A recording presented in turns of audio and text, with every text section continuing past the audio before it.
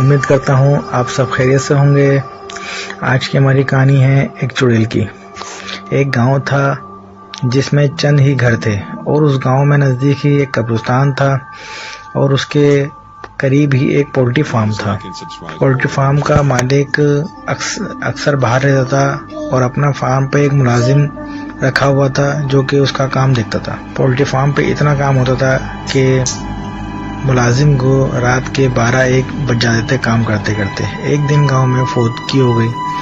70 سالہ بزرگ فوت ہو گیا۔ اس کے جنازے کے بعد دفنا دیا گیا۔ رات کو 12 بجے ملازم کام میں مصروف تھا۔ اسے قبرستان کی طرف کسی کو جاتے ہوئے دیکھا۔ تھوڑا پریشان ہوا اس وقت، کون ہو سکتا ہے؟ پھر سوچا شاید کوئی باہر سے آ گیا ہوگا، واپسی پر لیٹ ہو گیا ہوگا، اس لیے وہ گھر جا رہا ہوگا۔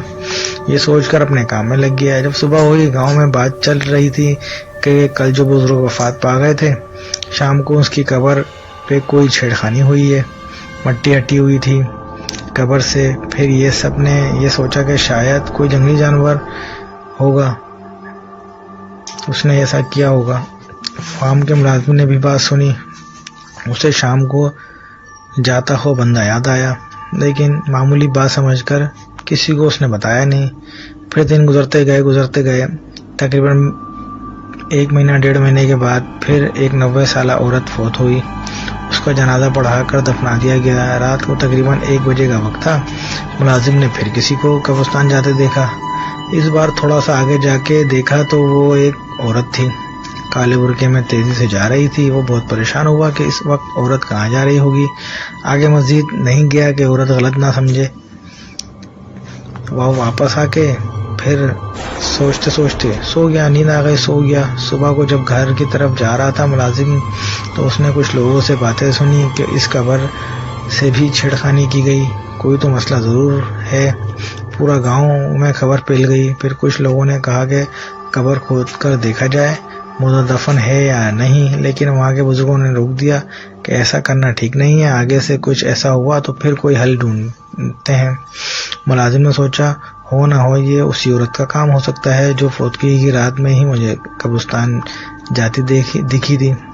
اس نے عہد کر لیا اگلی بار اگر ایسا کچھ ہوا تو میں پیچھا کروں گا۔ چند دن بعد ہی پھر فوتگی ہو گئی۔ ایک نوجوان انسان کو ہارٹ اٹیک آیا اور وہ مر گیا۔ اس کے جنازے کے بعد دفنا دیا گیا۔ رات کو 1:30 بجے کا ٹائم تھا۔ ملازم اس کے انتظار میں بیٹھا ہوا تھا اور سوچوں میں گم تھا کہ دیکھتے ہیں اب آتی نہیں آتی۔ وہی عورت اسے نظر آئی، آج بھی کالے برقعے میں تھی اور قبرستان کی طرف جا رہی تھی۔ ملازم نے سوچا آج پتہ ضرور لگاؤں گا کہ یہ عورت قبرستان کیا کرنے جاتی ہے۔ ملازم اٹھا، اس کے پیچھے چپ چاپ چلنے لگا۔ وہ عورت آگے جا رہی تھی اور قبرستان کے قریب پہنچ کر رک گئی۔ ملازم ایک جھاڑی کے پاس چھپ گیا کہیں وہ دیکھ نہ لے۔ عورت نے ادھر ادھر دیکھا اور پھر چلنے لگی۔ ملازم تھوڑی دیر چھپا رہا۔ جب عورت تھوڑی دور چلی گئی اور نظروں سے اوجھل ہو گئی تو ملازم جھاڑی کے پیچھے سے نکل کر پھر اس کے پیچھے چلنے لگا۔ آس پاس کوئی نہیں تھا۔ دور سے کسی کتے کے بھونکنے کی آوازیں آ رہی تھیں۔ ملازم قبرستان میں داخل ہوا تو کوئی بھی نہیں تھا۔ اسے ایک دم ڈر لگنے لگا کہ کہیں کوئی چڑیل تو نہیں تھی۔ وہ ایک درخت کے پاس جا کے چھپ گیا اور آس پاس عورت کو ڈھونڈنے لگا۔ دور ایک قبر کے پاس اسے کوئی سایہ نظر آیا۔ ملازم نے غور کیا تو وہی عورت تھی۔ ملازم اب قبروں کے درمیان چھپ کے اس سے بڑھ رہا تھا۔ وہ عورت نظر آئی۔ قبروں کے درمیان جھاڑیاں تھیں جس کی وجہ سے ملازم احتیاط کے ساتھ جا رہا تھا کہ کہیں وہ دیکھ نہ لے۔ وہ عورت ابھی تک وہیں بیٹھی تھی۔ ملازم قریب پہنچ کر ایک دم کھڑا ہوا تو وہاں کوئی نہیں تھا۔ وہ عورت پتہ نہیں کہاں غائب ہو گئی تھی۔ ملازم کو پسینہ آ گیا اور خوف سے کانپنے لگا کہ ایک دم پیچھے سے آہٹ ہوئی۔ ملازم پہلے سے خوف میں اترا تھا اور ڈر کے مارے اس کے منہ سے چیخ نکلی۔ اس نے مڑ کر دیکھا وہی عورت سامنے کھڑی ہے۔ ابھی وہ سنبھلا ہی نہیں تھا کہ اسی عورت نے چھرے سے اس پہ حملہ کیا۔ ملازم پیچھے کو ہوا لیکن چھرا اس کے پیٹ کو چیرتا ہوا اس کے پیٹ میں گھس گیا۔ ملازم زمین پہ گر گیا۔ وہ عورت آگے آئی اور ملازم پہ جھک گئے، اس کا خون پینے لگی۔ ملازم ابھی زندہ تھا۔ اسے اندازہ ہو گیا تھا کہ یہ عورت کوئی نہیں، یہ تو چڑیل ہے۔ ملازم نے دیکھنے کی کوشش کی کہ عورت کا چہرہ نظر آیا۔ عورت نے سر اٹھایا، ملازم کی طرف دیکھا۔ ملازم نے ڈر کی آنکھیں بند کر لی کہ عورت سمجھے یہ مر چکا ہے، لیکن عورت نے چھری اٹھائی اور ملازم کو دوبارہ مارنی چاہی تو ملازم نے اس کو چھری والا ہاتھ پکڑ لیا۔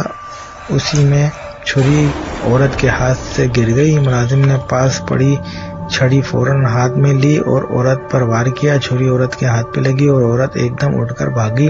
ملازم نے اسے پکڑنے کی کوشش کی لیکن زیادہ خون بہنے کی وجہ سے ہمت جاتی رہی اور وہ بے ہوش ہو گیا۔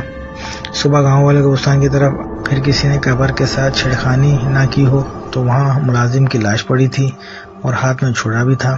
سب گاؤں والے یہ دیکھ کر خوفزدہ ہو گئے کہ یہ کیسے ہوا، اور کچھ کا خیال تھا کہ یہ سب ملازم کرتا تھا کیونکہ لاش اسی قبر کے پاس پڑی تھی اور قبر کی مٹی بھی تھوڑی ہٹ چکی تھی۔ اب پورے گاؤں میں چیماگوئیاں ہو رہی تھیں کہ فارم میں جو ملازم تھا وہ قبروں سے مردے نکال کر کھاتا تھا۔ پورے گاؤں میں خوف و ہراس پھیل گیا۔ کچھ لوگوں نے گاؤں والوں نے ملازم کو دفنا دیا۔ گاؤں کے کچھ جوانوں نے جن کا ملازم کے ساتھ اٹھنا بیٹھنا تھا یہی کہنا تھا کہ وہ ایک اچھا انسان تھا، ضرور اس کو بھی اسی نے مارا ہے جو قبروں کے ساتھ چھیڑخانی کرتا ہے۔ گاؤں میں شام ہوتے ہی سناٹا چھا جاتا تھا۔ لوگ گھروں سے نکلتے وقت ڈرتے تھے۔ بچوں کو تو مائیں دن میں بھی باہر نہیں جانے دیتی تھیں۔ اب گاؤں کے کچھ سیانے لوگوں نے مل کر مشورہ کیا، 2-3 لڑکے رات کو پہرا دیا کریں گے جب تک یہ معمہ حل نہ ہو جائے، لیکن پہرا چھپ کر کریں گے تاکہ وہ جو کوئی بھی ہے انہیں پتہ نہ چلے اور وہ ہوشیار نہ ہو جائے۔ اب روز شام کے بعد گاؤں کے لڑکے قبرستان میں پہرا دیتے، لیکن ایسی کوئی غیر معمولی چیز لوگوں نے نوٹ نہیں کی۔ اس طرح کئی ماہ گزر گئے۔ اب تو ان لوگوں کو بھی یقین ہونے لگا کہ یہ ملازم کا ہی کام تھا اور پہرا دینے والے بھی تھکنے لگے۔ گاؤں کے بڑوں نے لڑکوں کو پہرے سے روک دیا۔ اب آہستہ آہستہ لوگ معمول پہ آ گئے۔ اس واقعے کو کئی سال گزر چکے تھے۔ گاؤں والے بھول گئے اور اپنے کاموں میں مصروف ہو گئے۔ کافی ٹائم بعد سردیوں کے دن تھے، بہت سخت سردی تھی اور ٹھنڈی ہوائیں چل رہی تھیں۔ گاؤں میں فوتگی ہوئی تھی، لوگ کفن دفن میں مصروف تھے۔ مردے کو غسل اور کفن دے کر دفنا دیا گیا اور لوگ شام ہی گھروں کو روانہ ہو گئے کہ ایسے ہی رات کے 1-2 بجے کا ٹائم تھا۔ گاؤں کے بڑے جوان بیٹھک میں بیٹھے تھے۔ اکثر گاؤں کے لوگ بیٹھک لگاتے تھے جہاں بزرگ لوگ پرانے وقتوں کے قصے سناتے تھے۔ جوان اور بچے غور سے سنتے تھے۔ آج بھی ایسا ہی ایک بیٹھک لگا تھا اور سب مرنے والے کو یاد کرتے، ان سے وابستہ واقعات ایک دوسرے کو سنا رہے تھے کہ اچانک ان میں ملازم کا کوئی واقعہ نکلا۔ سب ایک دم چپ ہو گئے۔ قبروں سے چھیڑخانی کی وجہ سے انہیں غصہ تھا ملازم پہ۔ 2-3 لڑکوں نے، جسے آج تک ملازم پہ یقین تھا کہ اس نے ایسا نہیں کیا ہے اور بات ہے، ورنہ وہ کیوں اپنی جان لیتا۔ تینوں نے ایک دوسرے کو دیکھ کر اشارہ کیا اور اٹھ کر باہر نکل آئے۔ یہ وہی لڑکے تھے جو ملازم کے ساتھ اٹھتے بیٹھتے تھے۔ باہر نکل گئے، تینوں قبرستان کی طرف چل دیے کہ دوست کی یاد آئی تو فاتحہ ہی پڑھ کے آتے ہیں۔ ان کی قبر پر فاتحہ پڑھنے تینوں واپس مڑے تو ان کی نظر جو نئی قبر بنی تھی اس طرف کو رکی، وہاں جیسے کوئی قبر کے ساتھ بیٹھا ہو۔ ایک دم تینوں کو وہ چھیڑ چھاڑ والی بات یاد آئی اور ایک دوسرے کو دیکھ کر تینوں نے فیصلہ کیا کہ جو کوئی بھی ہوا آج نہیں جانے دیں گے۔ ہاتھوں میں پتھر اٹھا کر آہستہ آہستہ قبر کی طرف بڑھے۔ قریب پہنچے کہ دیکھا تو ایک نے آواز دی، کون ہے؟ سایہ ایک دم اٹھ کر مڑا اور تینوں یہ دیکھ کر حیران رہ گئے کہ وہ کوئی عورت ہے جس نے برقع پہنا ہوا ہے، اس کے ہاتھ میں چھری بھی ہے۔ اب تینوں کو پوری کہانی سمجھ آ گئی کہ ملازم کو بھی اسی نے مارا تھا چھری سے۔ عورت یہ دیکھ کر 3 لوگ ہیں گھبرا کے ایک طرف نکلنے کی کوشش کی اور ساتھ میں ایک لڑکے پر حملہ بھی کیا، لیکن تینوں لڑکوں نے ایک ساتھ پتھر لگتے ہی عورت چیختی ہوئی ایک جانب کو بھاگی۔ چھرا ان کے ہاتھ سے چھوٹ کے زمین پہ گر گیا۔ ایک نے وہ چھرا اٹھایا، تینوں اس کے پیچھے بھاگے۔ عورت گھبراہٹ میں گاؤں کی طرف بھاگی۔ گاؤں میں بھاگ دوڑ سے بیٹھک میں بیٹھے لوگ باہر آئے کہ کیا ہوا ہے، کون چیخ مار رہا ہے، کہ کیا دیکھتے ہیں کہ عورت بھاگی آ رہی ہے اور 3 لوگ اس کے پیچھے ہیں۔